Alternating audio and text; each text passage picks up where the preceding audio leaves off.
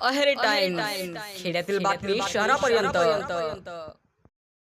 महाराष्ट्र जीवन प्राधिकरणाच्या पाणीपुरवठा व्यवस्थेतील गंभीर त्रुटींमुळे अहेरी शहरातील नागरिकांना पाणी टंचाईचा सामना करावा लागत आहे. सुमारे 16,000हून अधिक लोकसंख्या असलेल्या अहेरी शहराचा पाणीपुरवठा आजही तब्बल 17 वर्षे जुन्या मोटार पंपावर अवलंबून असल्याची धक्कादायक बाब समोर आली आहे. यामुळे शहरात सध्या दिवसाआड पाणीपुरवठा करण्यात येत असून नागरिकांमध्ये तीव्र नाराजी आहे.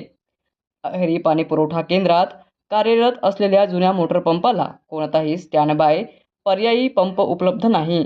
त्यामुळे विद्यमान पंपात तांत्रिक बिघाड झाल्यास संपूर्ण शहराचा पाणीपुरवठा ठप्प होण्याची भीती कायम वाढती लोकसंख्या आणि वाढलेली पाण्याची गरज लक्षात घेता आधुनिक व सक्षम यंत्रणेची आवश्यकता असतानाही अद्याप त्याकडे दुर्लक्ष होत असल्याचे चित्र आहे. याहून गंभीर बाब म्हणजे पाणीपुरवठा केंद्रात कोणताही अधिकृत इलेक्ट्रिशियन किंवा तांत्रिक कर्मचारी उपलब्ध नसल्याचे समोर आले आहे. विजेचा किंवा यांत्रिक बिघाड झाल्यास महाराष्ट्र जीवन प्राधिकरणाला खासगी इलेक्ट्रिशियन व मेकॅनिकच्या मदतीवर अवलंबून राहावे लागते. त्यामुळे दुरुस्तीला विलंब होऊनही पाणीपुरवठा विस्कळीत होण्याच्या घटना वारंवार घडत आहेत.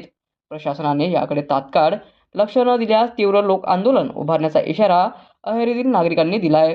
प्रशासन काय तोडगा काढते याकडे अहेरीवासियांचे लक्ष लागले आहे.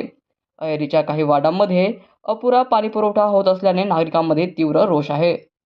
यापूर्वीही जलशुद्धीकरण केंद्रावरील यांत्रिक बिघाडामुळे 16 मे ते 19 मे 2026 या कालावधीत अहेरी शहराचा पाणीपुरवठा पूर्णपणे बंद राहिला होता. या घटनेमुळे नागरिकांना मोठ्या गैरसोयींचा सामना करावा लागला होता.